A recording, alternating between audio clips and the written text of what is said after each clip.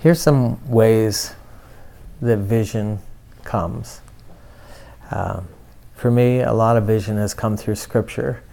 It's one of the reasons I spend so much time and have spent so much time in the Bible all these years. Is it does something to me. I see things with the eyes of my heart. And the Bible reveals God's purposes and God's pleasure, what pleases the Lord. Even the Old Testament, even Leviticus and Numbers. I've spent a lot of time in those books, in part because I read this little line where David said, "Oh, how I love your law." I think it's in Psalm 119. He said, "Oh, how I love your law. I love it more than my necessary food." And he would rave about the law, and I remember thinking, boy, what does he see that I don't see? But the thing about the law and going through the Old Testament is you see what pleases God. You know, people grapple with whether to tithe. Is it 10% on the gross or on the net? And it really, when you go through and you study the foundation of that whole thing, of how he first introduced that concept, it's what brought him pleasure. So that's what solves it for me, is I do it because I know it pleases God. People say, well, it's not something that's required in the New Testament. No, but if 10% pleased him in the Old Testament, why should I do less than that as a New Testament Christian? That's just a place to begin. So the Scriptures are profound for showing us the general will of God that pleases God. And it's out of that everything that he's ever shown me, everything he's ever allowed the eyes of my heart to see, it's in keeping with what he's said to others. It's in keeping with what he's done in the lives of other people.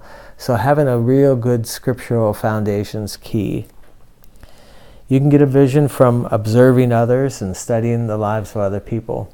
So I've spent most of my Christian life reading one autobiography after another, or one biography after another, of people's lives who were fruitful, people's lives who were successful. I love listening to those books on my phone. I love reading them. I've collected them, and it's done something in me. It's opened the eyes of my heart to the potential. Another way that vision has happened for me, I see things at a heart level, but I don't have confidence in it. And then someone will prophesy to me, saying the very things that I've seen in my heart. Well, then you can skate right along. There, it just sets you free because it happens to match. It confirms. So I have placed myself intentionally around prophetic people, found prophetic places, and I don't pursue per se. I don't pursue prophecy, but it's changed my life probably more than anything else. It's allowed me to really go for the things of God that he has for me, because I've gained confidence from the things that were confirmed. Seeing the need, I think that has helped me so much. There's been different times in my life where I saw a need. I knew it would please the Father to step into that need. I asked him if I could do it. I submitted to him. I talked it over with him. And then when I was free to go ahead and act on it brought me into connection with people and places and doing things that one thing led to another. And I could look back on that and say, that really, if I hadn't done that, none of this would have opened up. So seeing the need is huge, and being willing to step up and do it. It's a funny thing, the disciples saw thousands of people on this hillside, and they'd been in like a 3-day retreat with Jesus, and they hadn't eaten. It was a fasting and prayer retreat. They're out in the elements. You try to think of having a retreat like that today. Come out, we're going to be outside, we're camping out overnight, 3 nights, and there's no food. You wouldn't get very many people. But it's Jesus. People want to hear what he had to say. The disciples came to Jesus and said, Lord, the people are going to faint in the way when they head home. If we tried to buy enough food for them, it's going to cost this much. It's going to cost so many days' wages. And they were concerned, and they were saying, Jesus, do something about it. He turned the whole thing around on them. He said, you do something about it. And they said, well, we don't have anything. We don't, all we got is like this little boy's lunch. And that same scenario happens many, many times. We call it intercession. We see a need and we pray and we say, Jesus, do something about it. But then we don't do anything about it ourselves.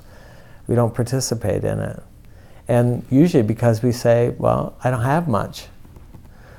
Well, with His blessing, His prayer, and your little bit, it can accomplish great things. So we keep out of the will of God so often because we say we don't have enough money. We don't have enough of this or enough of that. You'll never have enough. And even the people who have lots of money, they'll find some other reason not to do it. They don't have enough time. Something. That scenario, just I saw the need. I felt bad for those people. So I prayed to Jesus and I asked Him to do something about it. I think if we could hear a little bit more with the ears of our heart, we'd hear Jesus say, you do something about it. Our purposes, God's plans are often hidden for us in those very needs that we see. Back in the 1800s in England, there was a couple. And the wife was an exceptionally good preacher and in demand, and she would be asked to preach in churches and conference centers and big camp meetings and that kind of thing. Bill, her old husband, not so much. People really didn't ask him to preach very much. He wasn't all that effective. And for the first 10 years that they're married, he didn't know what his purpose was. He didn't know what to do. His wife was super gifted and popular and invited to do all kinds of things, but Bill wasn't. She was invited to London to speak at a major gathering, major conference of some kind, and he went along with her. And while she was speaking, he went out and wandered the East End of London, and he was shocked at what he saw. He said every fifth building was a pub. And there are gin stands everywhere. He didn't even know exactly what it was. He'd see this big barrel with a tap on it and little steps that went up to it. And he couldn't figure out what those little steps were until this little kid come running by him, ran up those little steps, put a tin cup under the tap, turned it on, got it full of gin, turned it back off, gave the guy some money, and drank the gin. And he was shocked. He'd never seen conditions like this. And he heard a voice as he's looking around. He heard a voice that says, where are you going to find more heathen than these? Where are you going to find a greater need than this? And he went back to his wife and he says, I've seen my destiny. And he gave himself to the poorest of the poor. His objective was to stop the kids from drinking alcohol and to shut down those pubs and to turn that slum around. And he gave his life for it. His name was William Booth, and he's the founder. He and his wife founded the Salvation Army, and they're all over the world. And at one time they were reaching the poor like nobody else. Maybe the institution's vision has changed to some extent these days, but the original core vision happened with the ears of his heart and the eyes of his head come together and saw a need. Could God give you a heavenly vision? Yes, that's happened. It's happened in the Bible. We see that in the life of Paul. That could happen. But if we're waiting for that and just longing for that and ignoring all the needs that we see every day, we could miss our purpose. What's your purpose? What's your vision? What does God have for you? He wrote a book about you. Your name is on it. He didn't write, sit in a pew, sit in a pew, sit in a pew. He didn't write, work, work, work, work, work. He wrote something that would fulfill you. He wrote something that would satisfy you. He wrote something that would bring you pleasure, because it first brought him pleasure. Amen?